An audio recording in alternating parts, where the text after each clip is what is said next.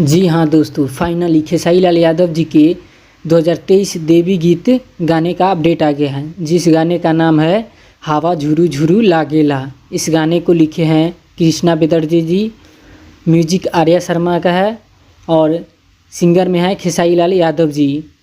इस गाने के वीडियो में नज़र आने वाले हैं खेसारी लाल यादव और रानी एक्ट्रेस। हालांकि खेसारी लाल यादव जी का देवी गीत सबसे पहले आ जाता, लेकिन ग्लोबल म्यूजिक जंक्शन से उनका विवाद के कारण उनके गाने का अपडेट लेट से आया है। क्योंकि अगर खेसारी लाल यादव किसी और म्यूजिक कंपनी से गाना रिलीज करते हैं तो उस पर ग्लोबल म्यूजिक जंक्शन अपना कॉपीराइट स्ट्राइक दे सकता है, क्योंकि उनका एग्रीमेंट हुआ है ग्लोबल म्यूजिक जंक्शन का। इसलिए खेसारी लाल यादव उतना गाना नहीं गाते हैं। हवा झुरू झुरू लागेला गाने देवी गीत को खेसारी म्यूजिक वर्ल्ड से रिलीज किया जाएगा। इस गाने का रिलीजिंग डेट अभी नहीं बताया गया है।